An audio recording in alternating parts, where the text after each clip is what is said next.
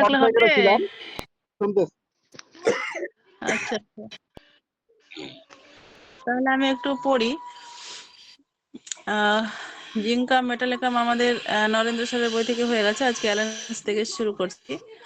Common name হচ্ছে zinc. এর মূল কথা, নরেন্দ্র স্যারের যে 4 কথা ছিল সেটা 1 নম্বর হচ্ছে স্নায়বিক অবসাদ। আমরা দেখেছি এর মধ্যে স্নায়বিক অবসাদ থাকবে জিঙ্কামের মধ্যে। আর পদদ্বয়ের অস্থিরতা বা পদ সঞ্চালন, মানে পদদ্বয়টা অস্থিরতা থাকবে, ঠিক জায়গায় রাখতে পারবে না, পাটা নাড়াতে থাকবে, ক্রমাগত নাড়াতে থাকবে। আচ্ছা, এই পাটা যে ক্রমাগত নাড়াতে থাকে, কারণটা কিন্তু নরেন্দ্র স্যার বলেছেন। কি কারণে নাড়াতে থাকে বলেন কেউ একজন? জিঙ্কামের পেশেন্ট পাটা অনবরত ক্রমাগত নাড়তে থাকেন কেন? আমাদের কারণটা জানা থাকলে মেডিসিনটা মনে থাকে ভালো। তো বলে দেন ম্যাডাম, মনে নেই। আচ্ছা, থ্যাংক ইউ। কারণ তার মনে হয় তার যেন অসাড়ে প্রস্রাব বহিরাগত হবে, সে যেন বিছানায় প্রস্রাব, মানে সে যেন প্রস্রাব করে ফেলবে অসাড়ে, তার জন্য সে পাটা সবসময় নাচাতে থাকে। এটা পেয়েছি। তারপরে অবরোধ জনিত বৃদ্ধি বা বাধা প্রাপ্ত অসুস্থতা। আচ্ছা, অবরোধ জনিত বৃদ্ধি, অবরোধ হয়ে, আর বাধা প্রাপ্ত অসুস্থতা, বেশ কয়েকটা লক্ষণে উনি ভালোভাবে বলেছেন। 2-1টা বলেন দেখি, কি কি অবরোধ হলে মানে সে অসুস্থ হয়, বাধাপ্রাপ্ত কি কি হলে তার অসুস্থ হয়? 2-1টা বলেন যে কেউ, জিঙ্কামের পেশেন্টে। হাম বাধাপ্রাপ্ত হয়ে, তারপর দাঁত উঠে, দাঁত ওঠার সময় দাঁত না উঠে যদি অসুস্থ হয়ে যায়। অসুস্থ হয়। আর জি। আর কুমারী মেয়েদের ঋতুস্রাবের সময় ঋতুস্রাব না হয়ে তাই অসুস্থ হয়ে গেলে সেক্ষেত্রে। Very good. আচ্ছা আচ্ছা, থ্যাংক ইউ। তাহলে এইগুলো বাধাপ্রাপ্ত, ঘাম বসে, কখনো ঘামটা যখন আর হয় না, ঘাম বসেও সাপ্রেস হয়ে আমাদের অসুস্থ হওয়ার জন্য অসুস্থ হয়, তখন আমরা জিঙ্কামের কথা ভাবতে পারি। আচ্ছা, এর একটা মজার দিক আছে, সে আবার অ্যামেল, সে ফিল করে কখন? হ্যাঁ, এটার সাথে এটা তাহলে দেখবেন জিঙ্কামও ভুলবেন না। সে রিলিফ পায় তখন, যখন সে বুকে পেন হয়, যখন তার সামান্য একটু কফ উঠলে রিলিফ পায়। যখন তার ঘামটা বসার ফলে যখন সাপ্রেস সে অসুস্থ হয়, সে আবার পুনরায় ঘেমে যায়, ঘামের পাশে ঋতু পায়। যখন ঋতুমতী মেয়েরা যদি ঋতু না হয়ে যদি অসুস্থ হয়, ঋতুটা হলে তারা আবার সুস্থ হয়ে যায়। যখন কোনো বাচ্চার দাঁত ওঠার বয়সে অসুস্থ হয়, তখন দাঁত উঠলে তারা আবার সুস্থ হয়ে যায়। এইগুলো খুব একটা ভালো লক্ষণ। যখন এগুলোটা বন্ধ হয়ে যায়, যখন ব্লাডার যখন সমস্যা হয়, তখন প্রস্রাবটা হলে তারা রিলিফ পায়। এগুলো আমরা অবশ্যই মনে রাখবো, তাহলে আমরা জিঙ্কামকে ভুলবো না। তারপর নির্গমনে নিবারণ, এটা তো বলেই দিলাম।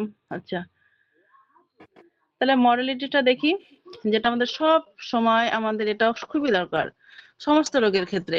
এটা অবশ্যই দরকার, এটা অবশ্যই মাথায় রাখতে হবে আমাদের, যে কখন অ্যাগ্রাভেশন হয় আর কখন অ্যামেল হয়। দেখি আমরা জিঙ্কামের ক্ষেত্রে কি বলছে। Of many symptoms, of many symptoms from drinking wine, মানে ওয়াইন সবাই জানি, তাহলে মেনি সিমটমস, অনেক রোগ লক্ষণ দেখা দেয় কখন? ড্রিঙ্কিং ওয়াইন, যখন মদ পান করে, সামান্য একটু মদ পান করলে মেনি সিমটমস দেখা দেয়। Even a small quantity, even small quantity মানে পরিমাণটা খুব অল্প যদি ড্রিঙ্কিং করে, ওয়াইন খায়, তাহলে তার বেড়ে যায়। এটা অ্যাগ্রাভেশন আছে, বেড়ে যায় কখন? যখন সে ওয়াইন ড্রিঙ্কিং করে। স্মল কোয়ান্টিটি, যখন সামান্য পরিমাণে, সামান্য একটু মদ খেলে তার সমস্ত রোগ লক্ষণ বেড়ে যায়। অবশ্য বেড়ে যায় ভালো, তাহলে সে যদি না খায় সমাজের উন্নয়ন হয় তাহলে আরো। সেটা অ্যালুমিনিয়ামে আছে, কোনিয়ামে আছে, এইটুকুই আছে একটাই। তারপরে অ্যামেল, অ্যামেলে কি হচ্ছে? উপশম কিসে হয়? সিমটমস, লক্ষণ অফ চেস্ট বুকে, বিশেষ করে বলছে বুকের ব্যাপারে, বাই এক্সপেক্টরেটিং, মানে কিছু তুললে, এখানে বিশেষ করে কফ তোলার কথা বলেছে। বুকের ক্ষেত্রে বিশেষ করে বুকের সমস্যা হলে, ফুসফুস জনিত বুকের কোনো সমস্যা হলে সেখানে একটু বাই এক্সপেক্টরেটিং মানে হচ্ছে কিছু নির্গমন হলে, শ্লেষ্মা বাহিরের কথা বলা হয়েছে। শ্লেষ্মা যদি সামান্য পরিমাণে ওঠে তাহলে সে বুকের সমস্যা থেকে সে রিলিফ পায়। অফ ব্লাডার বাই ইউরিনেটিং, সময় প্রস্রাবের পর তার মলথলির সমস্যা সে উপশম হয়। কারণ এই কারণে তারা অসুস্থ সাবরেস্ট হয়ে, সেটা আবার যখন হয় তখন সে রিলিফ হয়। বাই ইমিশন, না এটা ইমিশন না, emissions general by menstrual flow. Back, এখানে পিঠে ব্যথাটা কখন হয়? পিঠে ব্যথার কষ্টটা বীর্যপাতে উপশম হয়। আর জেনারেল, এটা সাধারণত বীর্যপাতে হয়, উপশম হয়, অ্যামেল হয় বাই মেনস্ট্রুয়াল ফ্লো। যাদের, যেসব মহিলাদের ঋতুস্রাবটা যখন হয় না, যদি হয়ে যায় তাহলে তারা অনেক সমস্যা থেকে তারা সব দিক দিয়ে ভালো থাকে। symptoms of chest by expectorating, of bladder by urinating, এগুলো মনে রাখবো। of back by emissions, general by menstrual flow। তাহলে যখন বুকের সমস্যা হয় অল্প একটু কফ তুললে আরাম পায়, যখন ব্লাডারের সমস্যা হয় তখন প্রস্রাব হলে সে রিলিফ পায়, যখন ব্যাক পেন হয় তখন ইমিশনসে তার রিলিফ হয়। তারপরে কি দেখলাম, মেনস্ট্রুয়াল হলে, যেসব মেয়েদের মাসিকটা না হয়ে যখন তার হয় তখন সমস্যায় তার সেরে যায়, সব দিক দিয়ে তারা ভালো থাকে যখন হয়, মাসিকটা যখন হয়। এটা এমএল। তারপরে স্যার একটু করেন, আমি আপনার স্ক্রিনশট দেখে পড়ছি। এটা উপরে তোলেন। কনস্টিটিউশন অফ অ্যাপিয়ারেন্স, শারীরিক গঠন।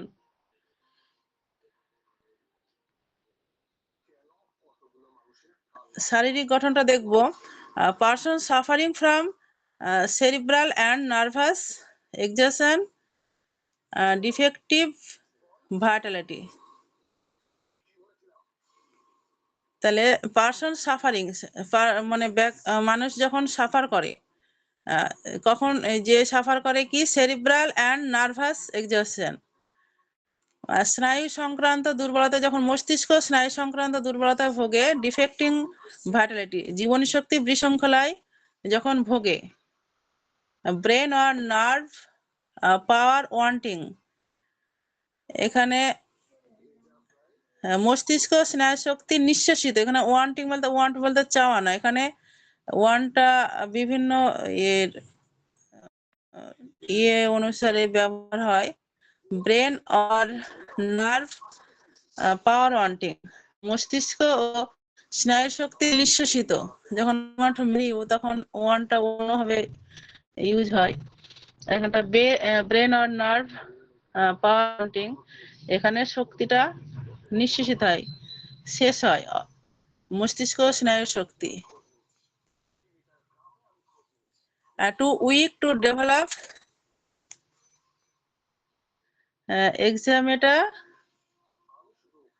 exanthemata or menstrual function to expectorate to urinate, একটু টেনে টেনে দেখতে চলে হচ্ছে, টু কম্প্রিহেন্ড টু মেমোরাইজড।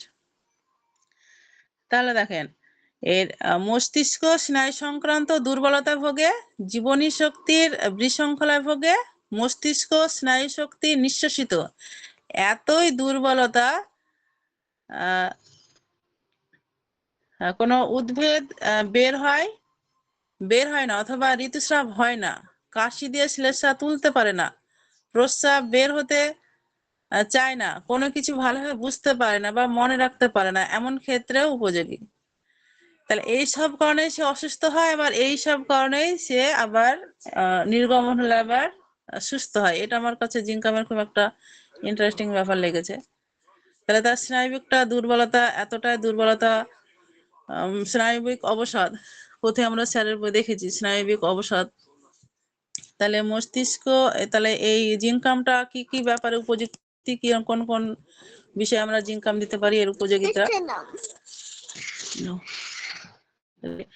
মস্তিষ্ক ও স্নায়ু সংক্রান্ত দুর্বলতায় ভোগে এই জিঙ্কাম পেশেন্ট, জীবনী শক্তির বিশৃঙ্খলায় ভোগে, মস্তিষ্ক স্নায়ু শক্তি নিঃশেষিত হয়, মানে এমন ভাবে হয় এত দুর্বলতা যে কোনো উদ্ভিদ বের হয় যদি তার, বিশেষ করে আমরা দেখেছি হাম্মের কথাটা বলেছেন, যদি বের না হয়, ঋতুস্রাব না হয়, কাশি দিয়ে শ্লেষ্মা তুলতে না পারে, প্রস্রাব যদি না হয়, কোনো কিছু ভালোভাবে বুঝতে পারে না, এর মধ্যে অসারতা ভাব থাকে, এমন ক্ষেত্রে জিঙ্কাম উপযোগী। এই সমস্ত কারণে সে যদি অসুস্থ হয় তাহলে সে জিঙ্কামের পেশেন্ট। মেন্টাল সিমটমস, মেন্টাল সিমটমসটা কি? Child repeats everything said to it. আমরা কালকে বইয়ে পেয়েছি, নরেন্দ্র বইয়ে, যে এরা এদেরকে যা কোশ্চেন করা হয় সেটা আবার পুনরাবৃত্তি করে, তারপরে সে উত্তরটা দেয়। এটা এখানে সেটাই বলেছেন। এখানে চাইল্ডের ক্ষেত্রে তুলে ধরেছেন, শিশুদের বলা হয়েছে বিশেষ করে, চাইল্ড রিপিট করে এভরিথিং সেড টু ইট, যেটা ওকে বলা হবে সেটা আবার পুনরুক্তি করে আবার উত্তরটা দেয়। কাউকে বলে তোমার নাম কি, আমার নাম কি, আমার নাম, ঠিক আছে, তারপরে বলবে, এরকম করে। আবার কি একটা পেশেন্ট জেলসিয়াম আছে, আর কি আছে মাথায় আসছে না, এরা খুব স্লোলি উত্তর দেয়, আমার নাম, ও আচ্ছা, এইভাবে উত্তর দেয়। তো অনেক ধরন আছে, হোমিওপ্যাথি ট্রিটমেন্ট করা বিশাল ব্যাপার, কথার মধ্যে অনেক কিছু আছে খুঁজে পাই। যারা ভালো অবজার্ভ করতে পারে তারাই ভালো ডাক্তার, আমি মনে করি। তারপরে ফিজিক্যাল জেনারেলসে কি বলছে? ফিজিক্যাল জেনারেলস হাঙ্গার, এখানে হাঙ্গার সম্পর্কে বলা হচ্ছে ক্ষুধার্ত। ক্ষুধাটা কখন হয়? ravenous about 11 or 12 AM। আমরা কালকে পেয়েছি এটা, ravenous বলেছেন, বেশি ক্ষুধার্ত হয় যে, সেটা সালফারে আছে বেলা 11টা থেকে 12টা অব্দি, মানে দুপুরটা, সকাল থেকে বেলা 11টা থেকে 12টার মধ্যে তার ravenous hunger হয়। Greatness, great greediness when eating, মানে রোগী যখন খায় তখন বুভুক্ষের মতো খেতে থাকে। গ্রিডিনেস হোয়েন ইটিং, যখন খায় বুভুক্ষর মতো, মানে সে জানে, মানে খায়নি, অনেকদিন খায়নি, অনেক সময় খায়নি, এই ধরনের খায়। ক্যান নট ইট ফাস্ট, সে আবার তাড়াতাড়ি খেতে পারে না। ইনাফ, এটা incipient brain disease in children, শিশুদের মস্তিষ্কের রোগের প্রাথমিক অবস্থা। এইটা যখন হয়, সে র্যাভেনাস হাঙ্গার থাকে, ইয়ে থাকে, হাঙ্গারটা থাকে কি 11টা থেকে 12টা পর্যন্ত, ক্ষুধাটা থাকে বেলা 11টা থেকে 12টার মধ্যে, এটা সালফারে আছে। আর গ্রেট গ্রিডিনেস হোয়েন ইটিং, যখন খায় তখন বুভুক্ষের মতো খায়। আর can not eat fast, fast enough, মানে তাড়াতাড়ি খেতে পারে না, এরা দ্রুত খেতে পারে না। আর শিশুদের মস্তিষ্ক রোগের এটা প্রাথমিক অবস্থা, অ্যাকুইটের ক্ষেত্রে এই ধরনের লক্ষণ দেখা যাবে। তারপরে feet sweaty and sore about toes, এর ঘামটা কোথায় হয়? ঘামটা পায়ের পাতায়। আর feet sweaty and sore about toes, fetid, suppressed foot sweat, nearly nervous। এখানটায় ঘামটা হয় পায়ের পাতায়, আর ঘামটা এখানে সোর মানে তো ঘা, আঙুলের চারপাশে ঘামটা তাহলে হাজাকার ঘাম, সেই জন্যই এই আঙুলের আশেপাশে ঘা হয়, দুর্গন্ধ হয়, পায়ের ঘাম বন্ধ হয়ে গেলে রোগ লক্ষণ দেখা দেয় এবং সেই সাথে রোগীর মধ্যে অত্যন্ত স্নায়বিকতা পরিলক্ষিত হয়। তাহলে আমরা নরেন্দ্র স্যারের বইয়ে দেখেছি ঘামটা যখন হয়, প্রচুর ঘাম হয়, ঘামটা যখন বন্ধ হয়ে যায়, সাপ্রেসড হয়ে যায়, সে তখন সে অসুস্থ হয়। তাহলে fit, sweaty and sore about টোজ, পায়ের আঙুলে ঘা হয়, পায়ের পাতায় ঘাম হয় এবং পায়ের আঙুলে ঘা হয়। ফেটিড, সাপ্রেসড, ফেটিড মানে দুর্গন্ধ মনে হয় যত সম্ভব। সাপ্রেসড, ফুট, সিট, নেরি নার্ভাস, মানে সেই সাথে কি থাকে, মানে অত্যন্ত স্নায়বিকতা দেখা যায়। তাহলে তার ঘামটা হবে, পায়ের পাতায় ঘাম হয়, পায়ের পাতায় ঘামটা যখন হয় তখন পায়ের আঙুলগুলো ঘা হয় আর সেটা দুর্গন্ধ হয়। আর এই ঘামটা যখন সাপ্রেসড হয়ে যায় তখন তার রোগ লক্ষণ বৃদ্ধি পায়। During set can not tolerate any covering. During set বলেছে এখানটায়, মানে ঘামের সময়, যখন ঘামটা থাকে, ঘাম হওয়ার সময়, during set can't tolerate, tolerate মানে জানি আমরা সহ্য করতে পারে না, এনি কভারিং, কোনো কভার, কোনো আবরণ সহ্য করতে পারে না। ডিউরিং শীত, যখন সে ঘামে, ঘামের সময়, ঘাম দিলে সেই সময় কোনো আবরণ সে সহ্য করতে পারে না, ক্যানট টলারেট। এবার ইউরিনারি সিস্টেমটা কি বলছে, ইউরিনারি মূত্রযন্ত্রতে কি বলছে এখানটায়, can only void urine while sitting being backwards। এটা আমরা পেয়েছি নরেন্দ্র সাহেবেরতে, যে বক্র ভাবে বসলে, হেলেনটা মনে আছে আমার, বক্র কথাটা আছে, সামনের দিকে পিছনের দিকে না বেঁকে না বসলে তার প্রস্রাবটা হয় না। Can only void urine while sitting bent backwards, শুধুমাত্র পিছনের দিকে বেঁকে বসলে তার প্রস্রাবটা হয়। ওখানে আছে বক্র হয়ে বসলে, পাকা হয়ে বসলে তবেই তার ইউরিনটা ক্লিয়ার হয়। তারপর আছে ফিমেল, ফিমেলের বেলায় কি বলছে দেখি, always feels better everyway as soon as the menses begin to flow, yet relieves all her suffering। তাহলে as soon as menses beginning flow, যখন তার মেন্সটা শুরু হয় কি হয়, ইট রিলিভ অল হার সাফারিং, সমস্ত কষ্ট থেকে সে রিলিফ পায়। ঋতুস্রাব হওয়ার সময়, হওয়া মাত্র, as soon as the menses begin, as soon as শুরু হওয়া মাত্রই, it relieves all her suffering। হ্যাঁ একটু আছে,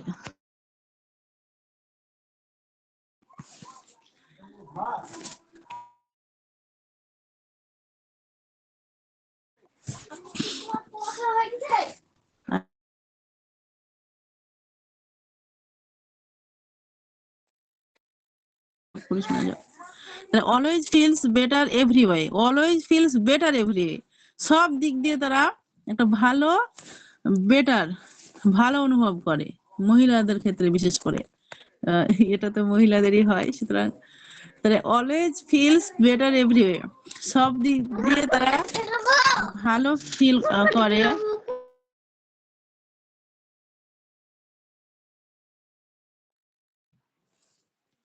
তাহলে সব দিক দিয়ে তারা ভালো বোধ করে, ভালো লাগে তাদের কখন, যখন ঋতুমতী মহিলাদের যখন ঋতুটা হয় না তখন তো তারা অসুস্থ হয়, কিন্তু ভালোটা কখন হয়, যখন তারা as soon as menses begin to flow, যখন মেন্সটা শুরু হওয়া মাত্রই তারা সব দিক দিয়ে ভালো অনুভব করে।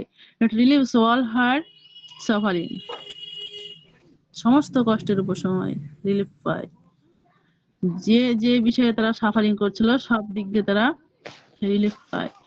But they return again soon after the flow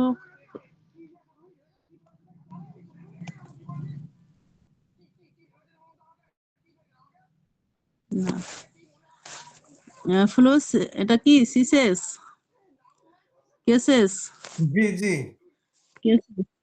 আচ্ছা, তাহলে but the return, এটা আবার দুঃখের বিষয়। But the return again soon after the flu cases, যখন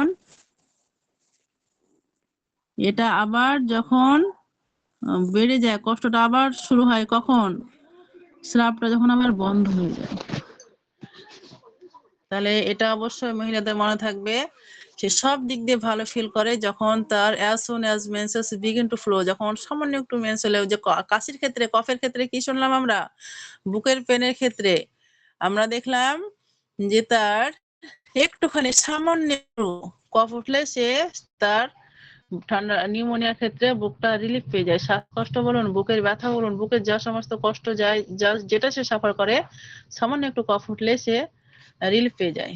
তো এখানেও তাই ফিমেলের ক্ষেত্রে বলেছে as soon as menses begin to flow, শুরু হওয়ার সঙ্গে সঙ্গে সে রিলিফ পায়।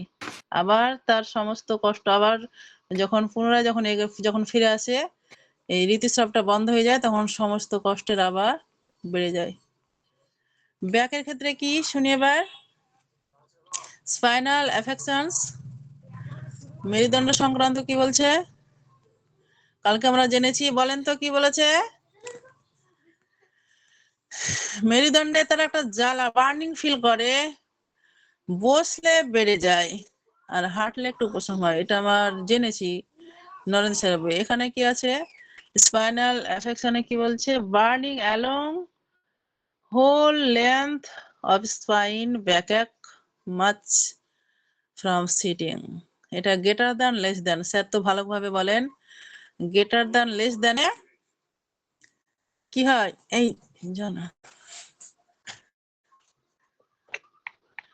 এখানে বসলে বেড়ে যায়, গ্রেটার দ্যানে বেড়ে যায়, নাকি ভুল বলছি নাকি আমি? এটা টেনে টেনে দেখতে হচ্ছে না, ঠিক আমাকে। আছে, ঠিক আছে, সমস্যা নেই। আচ্ছা, পিঠে ব্যথা, হেঁটে আমরা বেড়ালে ঘুম উপশম, করিনি, আপনার সঙ্গে আছি আমি। হেঁটে হাঁটলে উপশম হয়, বসলে বেড়ে যায়। গ্রেটার দ্যানে বাড়ে, লেস দ্যানে কমে। আচ্ছা, এই মাথা মোটা মানুষ তো আমি ভুলে যাই, এটা হচ্ছে সমস্যা। তাহলে স্পাইনাল অ্যাফেকশনের ক্ষেত্রে কি দেখলাম? তার ব্যাক একের ক্ষেত্রে কি দেখলাম? ব্যাক এক বলতে হেডএক, ব্যাক এক, হেডেক সবাই জানি, মাথায় যন্ত্রণা, পিঠে ব্যথা, এই তো পেশেন্ট বেশি এখন।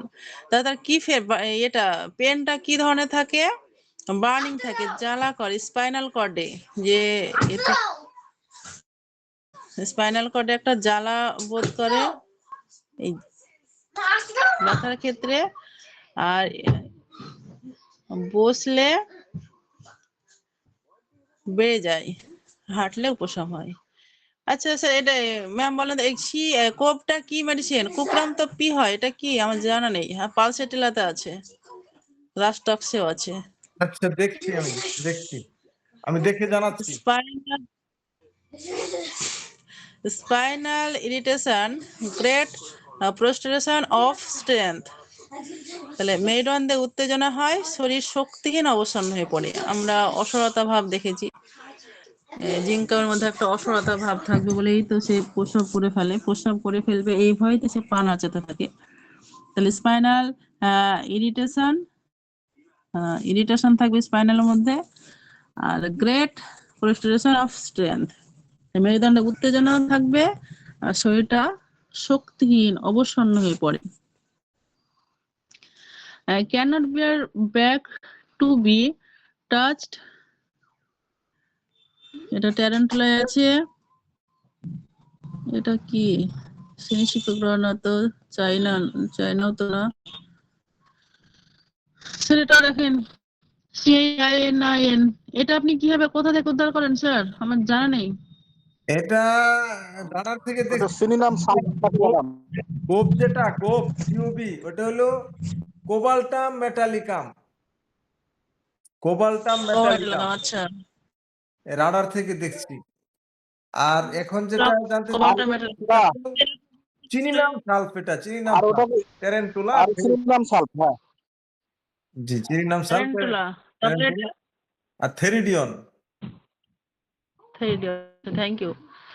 তাহলে পিঠে স্পর্শ করা যায় না, আমরা কালকে দেখেছি যে পেটে তার স্পর্শ করা যায় না, কারণ কি তার পিঠের মধ্যে একটা বার্নিং সেন্সেশন থাকে, বার্নিং একটা জ্বালা থাকে, আর এতই দুর্বল থাকে তার মেরুদণ্ডতা, সে অনেকক্ষণ সোজা হয়ে দাঁড়াতে পারে দুর্বলতার কারণে, এর জন্য সে আর স্পর্শকাতরতা থাকে, আমরা কালকে জেনেছি। তার জন্যই can't bear back to be touched, স্পর্শ সহ্য করতে পারে, স্পর্শ করা যায় না পিঠে। এবার এক্সট্রিমিটিসে কি পাচ্ছি দেখি, হস্তপদ। এই কথাটা পিঠে স্পর্শ করা যায় না, এটা নন্দনাথ স্যারের বইও ছিল। আর এই যে বসলে বেড়ে যায় এবং হাঁটলে উপশম হয়, এটাই ছিল নন্দনাথ স্যারের বই, যে পিঠে এত স্পর্শকাতরতা যে স্পর্শ করা যায় না। আর এখানে স্যার যেটা বলেন যে মানে একটা গ্রেট সিম্পটম, যে সারা মেরুদণ্ড হোল লেন্থ অফ স্পাইন, এটা তার বার্নিং মানে জ্বালা করে একটা ব্যথা, এবং এটা এই ব্যাক এক যেটা আর কি, পিঠে ব্যথা, এই ব্যথাটা বসলে বেড়ে যায়, হাঁটা চলা করলে কমে। এটা কুবাল্টা মেটালিকামে দেখলাম 5 লিটার রাষ্ট্র, এগুলা কিন্তু এটা একটা গ্রেট সিম্পটম। গ্রেট সিম্পটম গুলা আমরা একটু বেশি মনে রাখার চেষ্টা করবো ইনশাল্লাহ। ঠিক আছে ম্যাম। এতে বার্নিং তো ছিল, নরেন্দ্র স্যারের বইয়ে তো বার্নিং পেয়েছি আমরা, জি জি বার্নিং পেয়েছি, স্পর্শকাতরতা পেয়েছি, অনেকক্ষণ দাঁড়াতে পারবে না দুর্বলতা, এগুলো সবই পেয়েছি। জি জি। আচ্ছা এক্সট্রিমিটিসটা দেখান আমাকে। আচ্ছা কোথায় গেল extremities? incessant and violent fidgety feeling in feet or lower হ্যাঁ? extremities, must move them constantly. সামনে থাকবে। আমরা কালকে পেয়েছি, এটা বারবারই বলেছি, এখানেও সুন্দর করে বলা আছে মাস্ট মুভ দেম কনস্ট্যান্টলি, ক্রমাগত সে পা নাচাতে থাকে। এখানটা বলছে incessant and violent fidgety feeling in feet or lower extremities. Lower extremities বলতে আপনার ওই পায়ের পাতা, পা বিশেষ করে বলেছে, রোগী তার পায়ের পাতা কিংবা নিম্নাঙ্গে, লোয়ার এক্সট্রিমিটিস, নিম্নাঙ্গে অবিরাম এবং প্রবল অস্থিরতা অনুভব করে, ফিগেটি ফিলিং, অস্থিরতা অনুভব করে, এবং ভায়োলেন্ট ভাবে, অত্যন্ত প্রবল ভাবে অস্থিরতা অনুভব করে, এক নাগাড়ে পা নাচাতে থাকে, ক্রমাগত পা নাড়তে থাকে, কনস্ট্যান্টলি ক্রমাগত পা নাচাতে থাকে। এটা একদম ফার্স্ট গ্রেডে বলেছেন, এটা আমাদের জিনকামে অবশ্যই মনে রাখতে হবে। কালকে নরেন্দ্র স্যার বইয়ে এটা দেখেছি যে শুধুমাত্র পা নাচালে আমরা জিনকাম দেবো না, জিনকামের মধ্যে অবসন্নতা থাকবে, তার মধ্যে আরো দেখলাম যা ভুল গিয়া থা, একটু উপরে তোলেন, 1-2টা দেখি একটু নরেন্দ্র স্যারের বইয়েতে, যার কথাটা নিয়ে আসেন একটু। হ্যাঁ, স্নায়বিক অবসাদ থাকবে, আর পদত্যায়ের অস্থিরতা যেটা আমরা পড়ছি, আর এটা হাই অবরোধজনিত বৃদ্ধি আর বাধাপ্রাপ্ত অসুস্থতা, এটা অবশ্যই থাকবে। শুধুমাত্র পা না চালেই যে আমরা জিনকাম দেবো সেটা না, এই সিমটমস গুলো থাকবে। আচ্ছা নিয়ে আসুন, এটুকু বলার জন্যই। পা না চাতে নাও পারে, তাই বলে কি আমরা জিনকাম দেব না? আরো যদি বাকি সিমটমস যদি পেয়ে যাই আমরা, তাহলে অবশ্যই দেব। আর যদি পা নাচানোর সঙ্গে যদি বাকি সিমটমস থাকে, তাহলে জিনকাম না হয়ে পারেই না, তাই তো স্যার?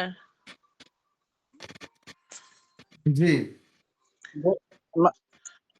ম্যাম, তাহলে আমরা বুঝতে পারলাম যে বলুন। কোনো কিছুর অবরোধ থাকলে, এটা মিনসে হোক, সমস্যায় হোক, সর্দি হোক,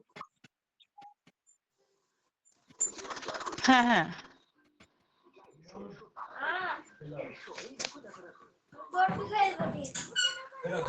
তারপরে কি বলছে, excessive nervous moving of feet in bed for hours after retiring even when asleep. দেখুন, বিছানায় যদি বিশ্রাম নিতে থাকে, শুয়ে থাকে, ঘুমিয়ে থাকে ঘন্টার পর ঘন্টা রোগী স্নায়ুব্যথার জন্য, তবুও সে পা নাচাতে থাকে, সে যে জেগে থাকলে যে পা নাচাতে থাকবে তা না। Excessive nervous moving of feet in bed for hours after retiring নাকি retiring sorry even when asleep. তাহলে বিছানায় বিশ্রাম নিতে গিয়ে ঘুমিয়ে থাকলে ঘন্টা পর ঘন্টা ঘুমানোর পরেও বা পেশেন্ট স্নায়বিকতার জন্যই সে পা নাড়তে থাকে। এখানে স্নায়বিকতার জন্য পা নাড়তে থাকে, আর কালকে একই কথা, এই স্নায়বিক দুর্বলতা করার জন্যই তো অসরলতা থাকে। তার মধ্যে একটা ভয় থাকে যে সে প্রস্রাব করে ফেলবে বলে, প্রস্রাব করার ভয়ে সে নাকি পা নাচতে থাকে। এই বইতে স্যারের বই এটা দেখেছিলাম কালকে। আর এখানটায় দেখছি যে রোগী স্নায়বিকতার জন্য পা নাড়াতে থাকে, সে মূল কথাটা কিন্তু একই আসছে। Weakness and trembling of extremities of hands while writing during menses. হাত পায়ের দুর্বলতা এবং কাঁপুনি দেখা দেয় রোগী যখন লেখে মাসিকের পর, এই অবস্থা বেশি দেখা যায়। তাহলে এটা আমরা মনে রাখবো, উইকনেস থাকে, ট্রেমলিং থাকে, অফ এক্সট্রিমিটিস। তাহলে ট্রিমলিং মানে কাঁপুনি থাকে, আর উইকনেস দুর্বলতা থাকে, এক্সট্রিমিটিস হাতে পায়ে, অফ হ্যান্ডস হোয়াইল রাইটিং যখন সে হাত দিয়ে লেখে তখন, আর ডিউরিং মেন্সেস মানে ওই মাসিকের সময় চলাকালীন। এটা আমরা মাথায় রাখবো। তাহলে হাতে পায়ে দুর্বলতা এবং কাঁপুনি দেখা দেয় রোগী যখন লেখে, আর ডিউরিং মেন্সেসের সময় এই অবস্থা দেখা যায়, বেশি দেখা দেয় বলেছে। তারপরে নার্ভাস সিস্টেমটা কি পাচ্ছি, হ্যাঁ, ইন দা সেরিব্রাল অ্যাফেকশনস, মস্তিষ্ক সংক্রান্ততে কি বলছে এখানে, যেটুকু বলা হবে স্নায়ুতন্ত্রের নার্ভাস সিস্টেমের উপর, ইন দা সেরিব্রাল অ্যাফেকশনস মানে মস্তিষ্ক সংক্রান্ত ব্যাপারে বলা হবে। উপসর্গ কি কি দেখি, in impending paralysis of brain.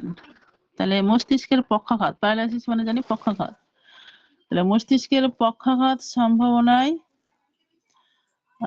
where the vis medicatrix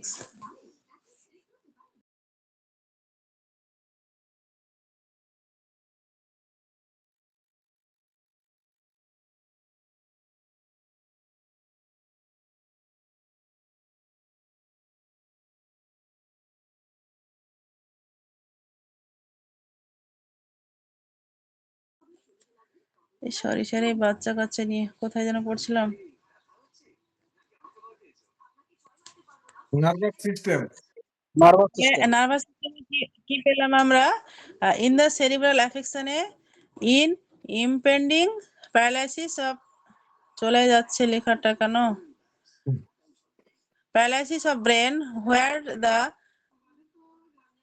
vis medicatrix nature is too weak to develop exanthemata, এটা কুপ্রাম সালফারাসি টিউবারকুলিনাম আছে, symptoms of effusion into ventricles। তাহলে মস্তিষ্ক সংক্রান্ত উপসর্গে মস্তিষ্কের পক্ষাঘাত সম্ভাবনায়, শরীরে রোগ প্রতিরোধকারী শক্তির দুর্বলতায় উদ্ভিদ বের হতে পারে না, মস্তিষ্কের প্রকোষ্ঠে রস সঞ্চয়ের দরুন সৃষ্ট লক্ষণ দূর করতে এই ঔষধ ব্যবহৃত হয়।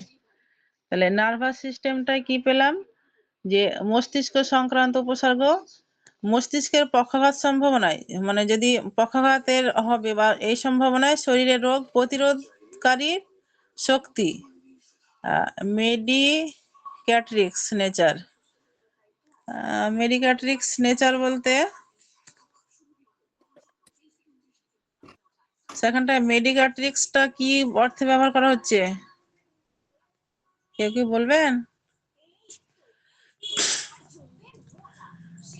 দুর্বলতায় উদ্ভিদ বের হতে পারে না, যে কালকে আমরা দেখেছি হামের ক্ষেত্রে বেশি বলেছে, মস্তিষ্কে প্রকোষ্ঠে সিরাস একটা মস্তিষ্কের রস সঞ্চয়ের দরুন সৃষ্ট লক্ষণ দূর করতে এই ঔষধ ব্যবহৃত হয়। এবার child cries out during slip, শিশু ঘুমের মধ্যে চিৎকার করে ওঠে। Child cries out during slip, চিৎকার করে ওঠে। Whole body jerks during slip, তাহলে সারা দেহ ঝাঁকি হয় ঘুমের মধ্যে। ডিউরিং স্লিপ, যখন সে ঘুমিয়ে থাকে তখন, তাহলে ঘুমের সময় চিৎকার করে ওঠে।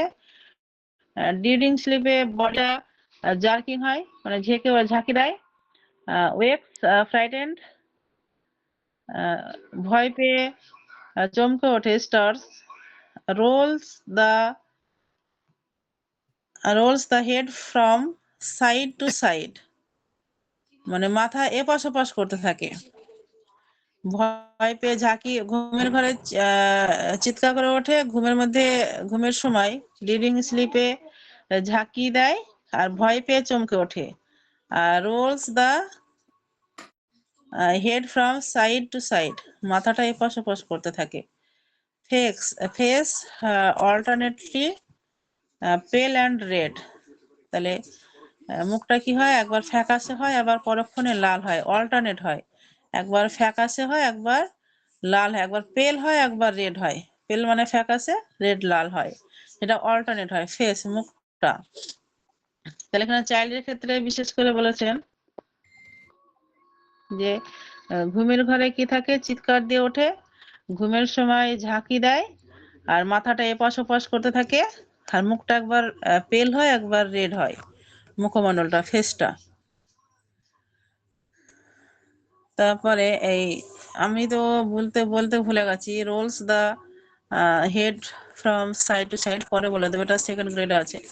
আর ফার্স্ট গ্রেডে আছে উইথ পেল ফেস নো হেড। কনভালশন তো আমরা জানি। কনভালশন সম্পর্কে কি বলছে এখানে, ডিউরিং ডেন্টিশন, এই ডেন্টিশন মানে ডিউরিং মানে দাঁত ওঠার সময়। ডিউরিং ডেন্টিশন, দাঁত ওঠার সময় কি হয়, উইথ পেল ফেস নো হেড, সেই মুখটা কি হয়, পেল হয়, ফ্যাকাশে দেখায় আর শরীরটা ঠান্ডা। উইথ পেল ফেস, মুখটা পেল আর শরীরটা ঠান্ডা। এখানটায় অর্থটা কি ঠিক দিয়েছে লেখাটা? উইথ পেল ফেস নো হেড, ও আচ্ছা, ঠিক আছে ম্যাম, ফ্যাকাশে। এই নো হিট লাইনটা খিঁচুনির ব্যাপারে বলা হচ্ছে, যে খিঁচুনি যাতে হয়, খিঁচুনির সিম্পটম গুলো। তাহলে কনভালশনের সময় হয় ডিউরিং ডেন্টিশন, দাঁত ওঠার সময়, সেই দাঁত ওঠার সময় খিঁচুনি হয়, সেই সময়তে কি থাকে, ফেসটা থাকে ফ্যাকাশে আর শরীরটা থাকে ঠান্ডা।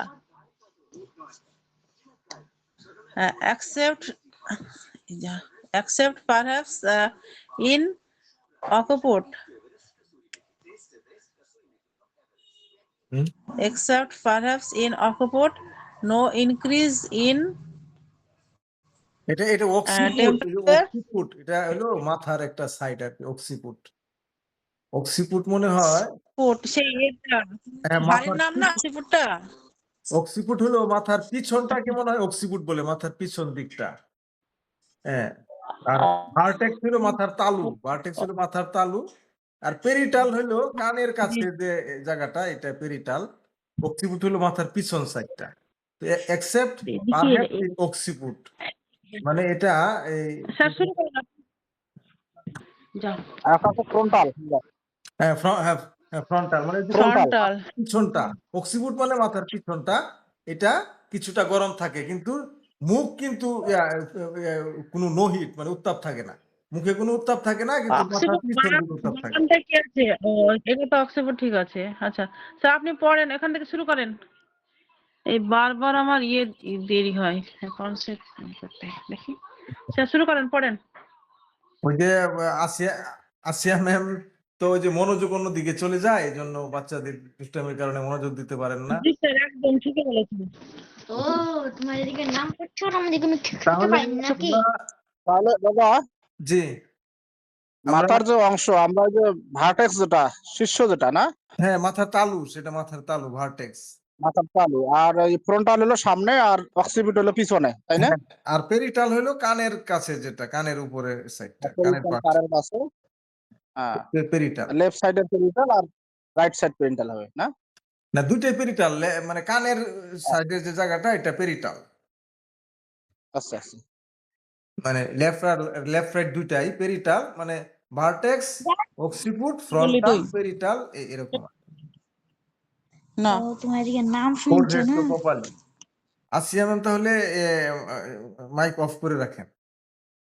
তাহলে আমরা এখন এই সিমটমটা দেখলাম যে কলভানশনটা কেমন, তার খিঁচুনিটা কেমন, এই জিঙ্কাম মেটালিকামের খিঁচুনিটা কোন সময় হবে, খিঁচুনির ব্যাপারে যে যখন তার দাঁত উঠবে তখন খিঁচুনি হবে, এবং খিঁচুনির সময় তার মুখটা ফ্যাকাশে থাকবে, কোনো উত্তাপ থাকবে না, মুখের মধ্যে কোনো উত্তাপ থাকবে না, মানে সেই সাথে উইথ পেল ফেস, নো হিট। এখানে নো হিট স্যার বলছেন যে শরীরে উত্তাপ থাকবে না, তো এখানে আবার পরের লাইনে আবার বলেন যে এক্সেপ্ট পারহ্যাপস ইন অক্সিপুট, সম্ভবত মাথার পিছনে সাইডটা ব্যতীত, মানে মাথার পিছনের সাইডটা হয়তো একটু গরম থাকবে, কিন্তু অন্য জায়গায় কিন্তু উত্তাপ থাকবে না, নো হিট। এটা এখানে একটু ইয়া মনে হচ্ছে যে প্রথমে মুখের কথা বললেন, পরে আবার মাথার পিছন সাইডের কথা বললেন, তো নো হিটটা মনে হয় এখানে মাথার মুখের ব্যাপারে বলা হবে, মাথা মুখ, মুখে মানে হ্যাঁ পুরা মুখমণ্ডলের ব্যাপারেই। তো স্যার বললেন শরীর ঠান্ডা, তো এটা একটু আমার কাছে দ্বিধাদ্বন্দ্ব লাগতেছে যে নো হিটটা কোথায় তাহলে, উইথ পেল ফেস, নো হিট এক্সেপ্ট নোটটা পারহ্যাপস ইন। আমি ওখানে বুঝতে পারছি না স্যার, এটাও আমিও যে এটা আপনার মুখটা ঠান্ডা থাকে কিন্তু হিটটা থাকে না, ফ্যাকাশে থাকে কিন্তু কোনো গরম থাকে না, ঠান্ডা থাকে।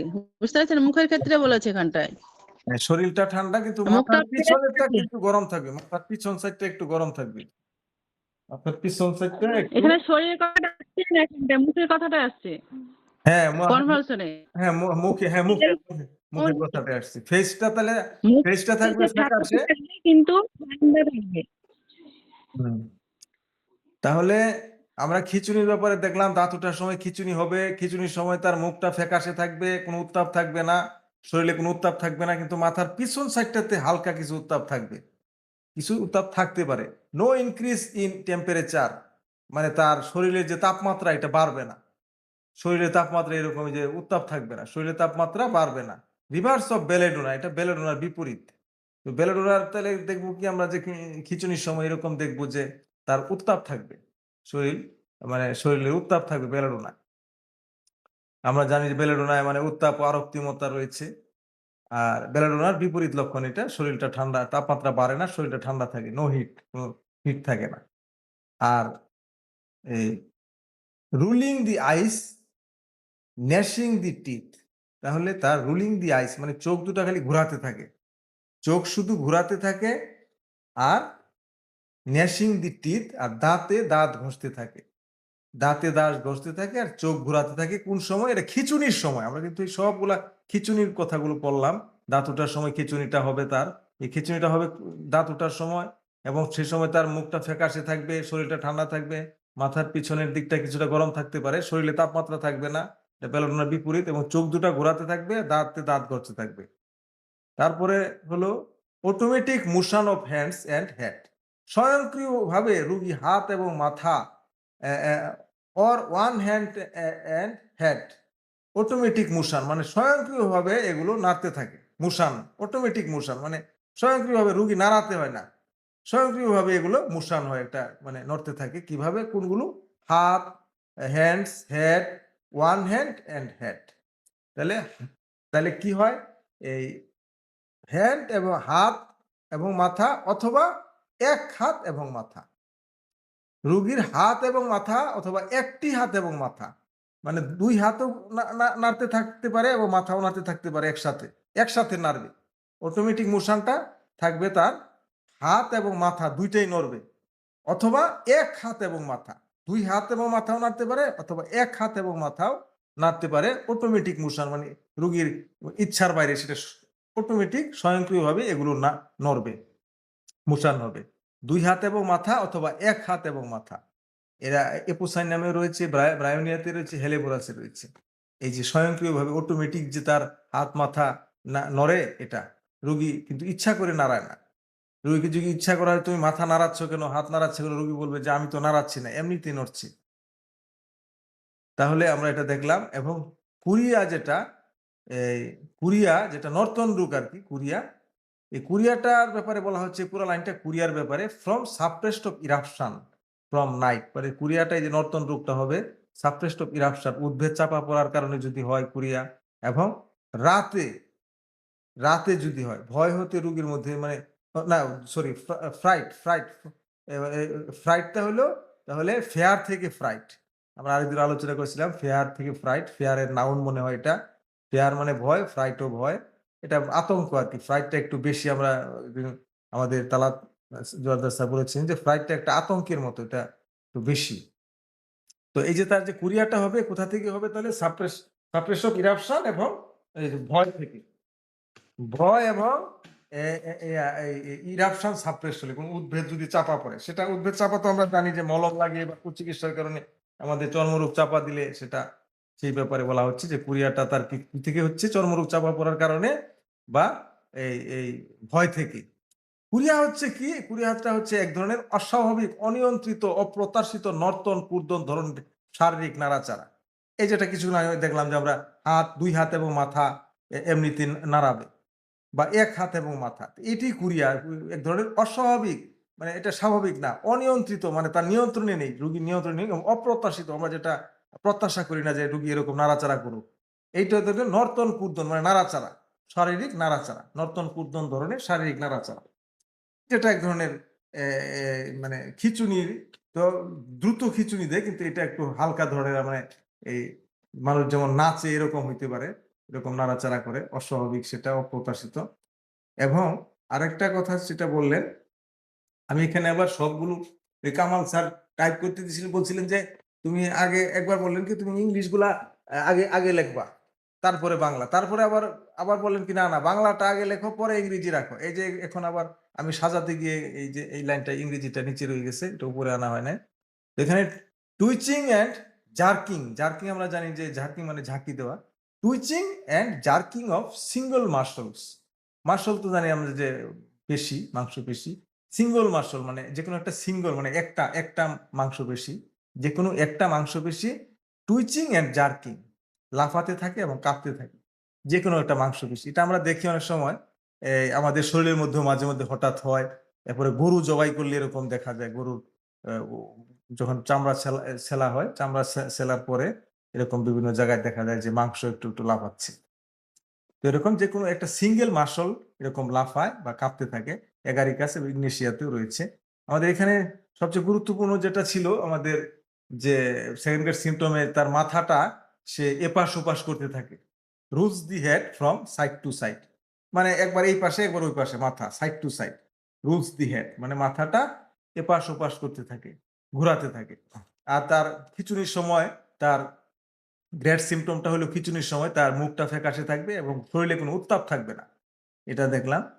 তো আমরা এরপরে স্কিনে চলে যাচ্ছি, আমাদের সময়ও শেষ, আমরা এই শেষই করে দেবো, আজকে মেডিসিনটা শেষ হয়ে গেল আলহামদুলিল্লাহ। তাহলে স্কিনে কি রয়েছে, চিলব্লেন্স পেইনফুল ফ্রম রাবিং, মানে চিলব্লেনটা হলো শৈত্যজনিত ক্ষত, যেটা এটা বরফের দেশের জন্য, মানে শৈত্যজনিত মানে সেখানে খুব ঠান্ডা পড়ে, এই জন্য এই মানে এই ঠান্ডার কারণে যদি ক্ষত হয় চিলব্লেন্স, এবং এটা পেইনফুল হয়, এই যে শৈত্যজনিত ক্ষত মানে যে ঠান্ডার কারণে যে ক্ষত তৈরি হয় সেটা ব্যথাযুক্ত, ফ্রম রাবিং, এবং সেটা মানে ঘষা দিলে আরো বেড়ে যায় সেই ক্ষতটা। এটা মানে আমাদের দেশের জন্য এটা দরকার নেই, কারণ আমাদের এখানে তো শৈত্যজনিত ক্ষত সাধারণত হয় না, বরফ পড়ে না, যেহেতু অতিরিক্ত তেমন একটা ঠান্ডা পড়ে না।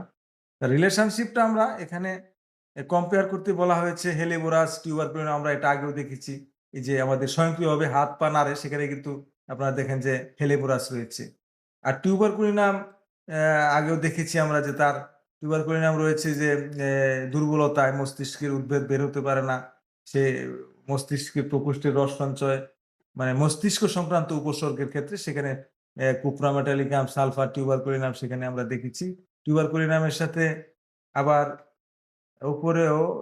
উপরে আর নেই মনে হয়, টিউবারকুলিনামের সাথে আর কোনো সম্পর্ক নেই। টিউবারকুলিনামের সেই মস্তিষ্কের একটা সিমটমের সম্পর্ক রয়েছে শুধু টিউবারকুলিনামের সাথে, সেখানে মস্তিষ্ক সংক্রান্ত যে মস্তিষ্কে পক্ষাঘাতের সম্ভাবনায় শরীরের রোগ প্রতিরোধকারী শক্তির দুর্বলতায় উদ্ভেদ বের হতে পারে না, এটা একটু কঠিন একটা লক্ষণ। এটার টিউবারকুলিনামের সাথে এটা তুলনা করতে বলা হয়েছে। তো আর হেলেবোরাস এবং Tuberculinum in incipient brain disease from suppressed eruption. এটা আমরা এখন দেখে আসলাম যে এই যে যদি মস্তিষ্কের উদ্ভিদ চাপা পড়ে মস্তিষ্কের কোনো রোগ দেখা দিলে, উদ্ভিদ চাপা পড়ার কারণে তার চর্মরোগ ছিল আগে, সেটা মলম দিয়ে ভালো করেছে, এখন মস্তিষ্কের মধ্যে কোনো রোগ দেখা দিয়েছে, এর প্রাথমিক অবস্থায়, এর ক্রনিক অবস্থায়, আমরা একুট অবস্থায় হেলেবোরাস টিউবারকুলিনাম এর সাথে এই দুটা তুলনা করে আমরা জিঙ্কাম, এই তিনটা জিঙ্কাম, হেলেবোরাস, টিউবারকুলিনাম, যে উদ্ভিদ চাপা পড়ার কারণে মস্তিষ্কের কোনো তরুণ রোগের ক্ষেত্রে, আর is followed well by Ignatia but not by nux vomica which ডিসএগ্রিস।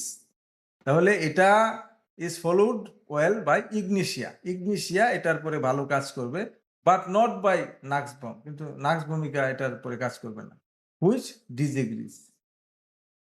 ইনিমিক্যাল, শত্রু কি হইলো, এটা শত্রু ভাবাপন্ন, Chamomilla and nux vom should not be use before or after. তাহলে জিঙ্কের পূর্বে বা পরে কেমোমিলা বা নাক্স বম ব্যবহার করা উচিত না। কেমোমিলা এবং নাক্স বম এই রিলেশনশিপ গুলো আমরা মেডিসিন দেওয়ার সময় রোগীকে আমরা মেডিসিন যখন চেঞ্জ করব, একটার পর একটা মেডিসিন দিব, তখন আমরা রিলেশনশিপ গুলো দেখবো যে আগের মেডিসিনটা দিয়েছি এখন কোনটা দিব। তাহলে আজকে তো এ পর্যন্তই ছিল। আমরা তাহলে ইনশাল্লাহ খুব সুন্দরভাবে আমাদের যে ভিডিওগুলো আমরা করলাম, তাহলে আজকে এখানে শেষ করে দিই। আপনারা আচ্ছা নুরজান ম্যাম, নুরজান